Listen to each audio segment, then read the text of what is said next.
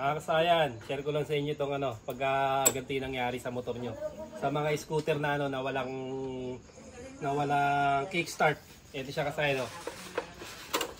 Share na rin natin. Kasi charge dapat natin. Tingnan mo dito sa meno, tutok mo sa meno. Ito siya kasayan, ha? Dito, sa board. Ayan siya kasayan, no?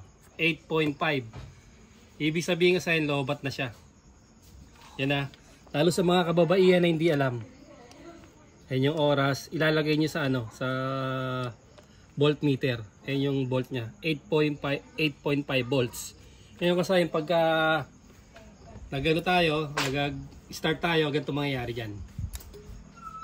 Ayan siya kasi no. Naglabas na yung ibig sabihin niyan, yung battery sign. Paano yung dapat natin diyan gawin kasayan? Pwede natin siyang i-charge kung meron kayong mga charger.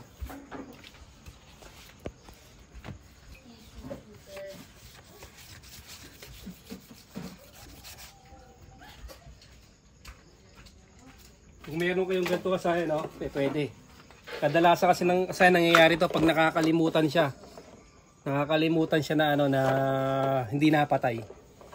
Kaya kanina habang naggagawa ng ano ng DRL, ayan nalobat siya. Kaya share ko na rin sa inyo para lalo na sa mga kababaihan natin na hindi pa nakakalam. Ito yung ginagamit sa ano pag-charge ng battery. Kasi yung iba naman dinadala nila yung battery sa ano sa pa-charge sa ng battery. Pero kung meron naman kayong kakilala, yung pinakamadali diyan yung battery. Ito kasi hanapin natin kung saan nakalagay. Dito nakalagay yung ano, yung pag Honda Click. Yung mga scooter na walang ano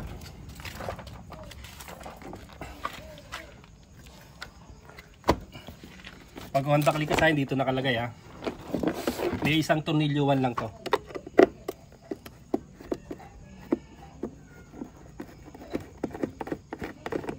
Kasi makikita nyo na kagad yung ano, bolts. Ilipat nyo lang siya. Kaya nagpapagawa sa atin dito, hindi nila alam yung voltmeter Lalo pag mababay, ang ano lang, drive lang ng drive.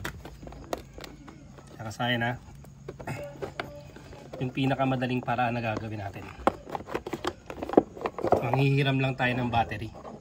Dahan-dahanin nyo lang kasayan kasi pagka nalaglag yung ano to, yung fuse, hindi kagad hindi kagad nyo matatakpan ng maayos, haharang siya. Ando yung reservang fuse niya yun. Ito parang sa mga XRM lang. Ang gagawin natin dyan ay kuha tayo ng battery dito. Kuha mo lang yan kuha tayo ng kuhain ko lang yung battery dito sa led.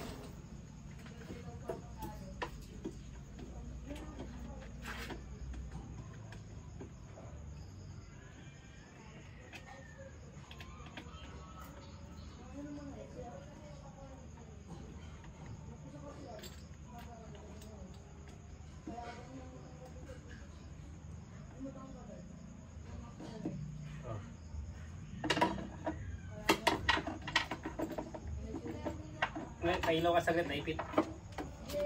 Naipit. Skip. Ay, naipit. Ano niya? 4L lang din ang battery nito, be.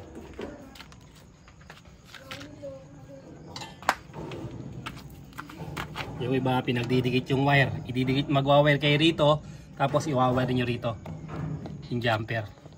Ito naman, iano lang natin siya. Parallel. Ayan siya positive to positive. Yung red, positive. Tutok mo rito. Positive. Tapos negative. Dito sa battery, tutok mo sa battery. Positive, negative. Magdidikitin lang natin to. Ito Tapos bubuhayin natin to. Tutok mo dito sa may sa bay panel.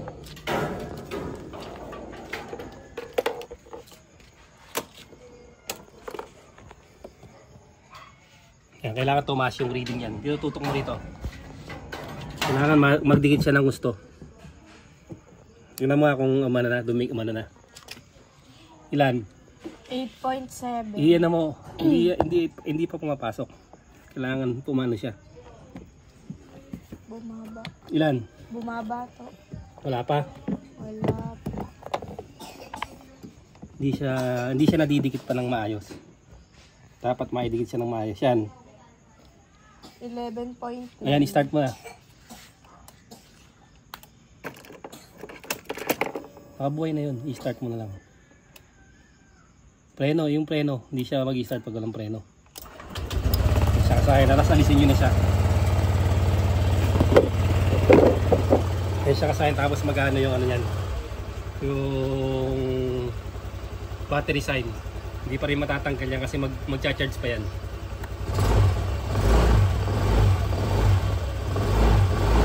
Ito yung pinakamadaling paraan kasayan na. Ito yung pinakamadaling paraan na gagawin nyo para magamit nyo agad yung motor nyo. Kasi kadalasan yan, nagiging sakit yan, nakakalimutan. Kasi pagbaba pa lang ng stand, kumamatay na agad yung kumamatay na agad yung ating motor. Kaya nakakalimutan yung susi. Kaya ang baba pa ng ano nyo.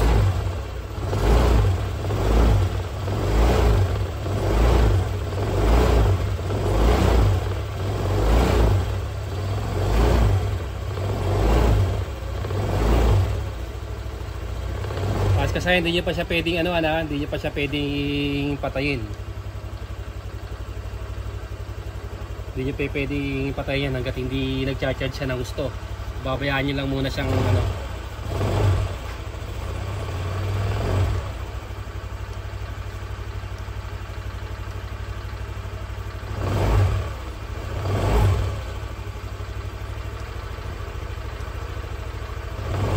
time clock niyo.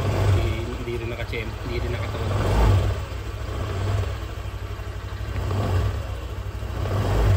Cha-charge natin to kasaya ng mga mga 10 minutes. Mga 10 minutes kasayan tapos babalikan namin kayo. Ito na kasaya. Naka 10 minutes tayo. Ito. 5 to siya kanina eh. Mali yung oras nito yan. 5:12 na. Kasi natin siya patayin na kung gumana na yung Kailangan pagka nag-charge na siya at di na siya lobat, mawawala na yung yan.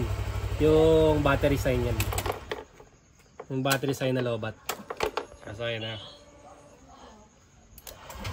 Okay na siya kasaya na. Wala na yung Sa 10 minutes lang okay na siya. Balik na kagad yung pag-charge niya. Yung kasaya yung pinakamabilis na paraan pinakamabilis na paraan ng pagpapaandar sa nalobat na motor. Kasi meron pa naman siya, wag nyo na siyang pilitin pag nakita nyo 8. Lalo ganun 8 na 9, wala na talaga, hindi na siya kaya, hindi na kaya pa i-startin. Kung mga 11, wala pa, 11, 10, yan, kaya pa yan. Pero pagka ganon, hindi na siya makakaya. Kaya ganun lang gagawin nyo, agapan nyo lang yung nyo, yan, laging nakaporma lang siya sa sa voltmeter. Kung may mga trip lang kayo, saka nyo lagay sa para yung total kilometer. 8 sa trip B. 14.3 na siya.